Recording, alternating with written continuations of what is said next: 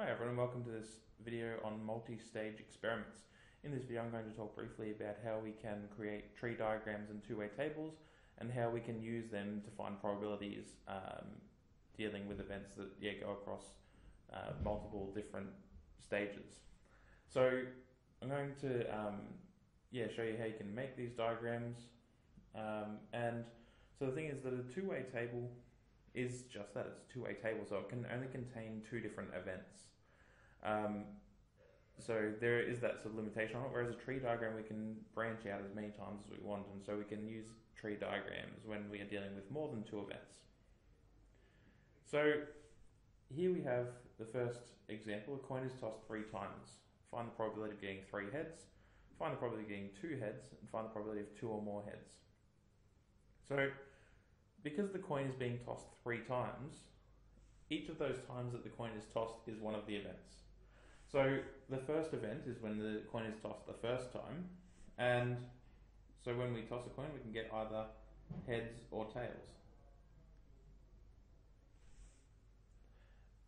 So as I said, that was the first event. The second event is when the coin is tossed the second time, and so branching out from each of these, we can get heads or tails, and then heads or tails. So this is representing the second toss of the coin, this result here being a head following on from a head, or a tail following on from the first head, and so on. The third toss of the coin then is going to be represented by the third branch, and so again we can end up with heads or tails.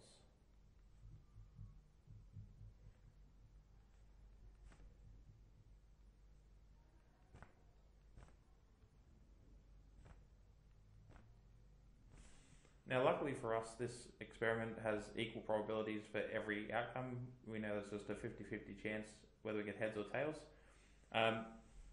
So we don't need to sort of do any other particularly difficult working out or anything like that. I'm just going to list the sample space down this right hand side, and so the first option is when we get heads followed by heads and followed by heads again. So I'll just write that as H, H, H. We then have H, H, T, H, T, H, H, T, T, T, H, H, T, H, T, T, T, H, and then T, T, T. And so there are, we've got 8 different outcomes here, and so each of these have a probability of just 1/8. And again, this is just because each of them have equal probabilities from the beginning. So there is a more complicated way that you'll sometimes have to work out probabilities with tree diagrams, but you'll get to encounter that when you deal with conditional probabilities later in the topic. So the probability of getting heads, heads, heads is just this one up here, which is just 1/8.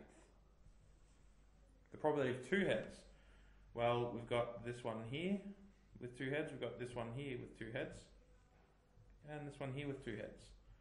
No other possibilities, so it's 1/8 plus 1/8 plus 1/8, which is just 3/8.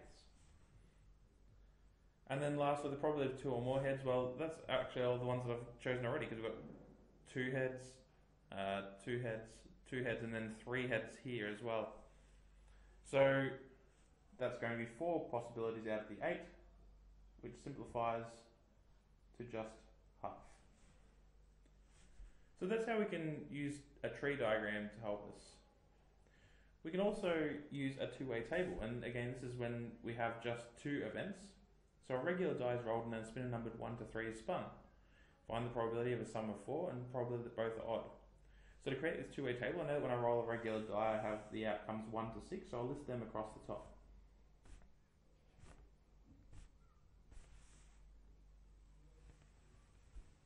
There we are.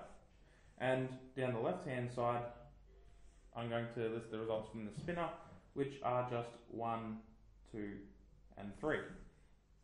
So then my outcomes are 1 and 1, 2 and 1, 3 and 1, 4 and 1, 5 and 1, 6 and 1, and then 1 and 2, 2 and 2, 3 and 2, 4 and 2, 5 and 2, and 6 and 2, and then 1 and 3, 2 and 3, 3 and 3, 4 and 3, 5 and 3, and 6 and 3. So all up there are 18 different possibilities there. And so I want the probability of sum of 4. Well, that's going to happen here, here, and here, because 3 and 1 or 2 and 2 both add to make 4. And so we've got 3 possibilities. And that then simplifies to just 1/6. The probability then that both are odd, well, that's going to happen here with 1 and 1, 3 and 1, 5 and 1. We could have none of these options with 2, but then 1 and 3, 3 and 3, 5 and 3. And so I've got 6 possibilities there out of the 18, which simplifies to just 1/3. So that's a two-way table, and that's how we can use it to figure out the probabilities of different events. I'm going to leave the video there, so I'll see you in the next one when we look at the next exercise in the book. See you then.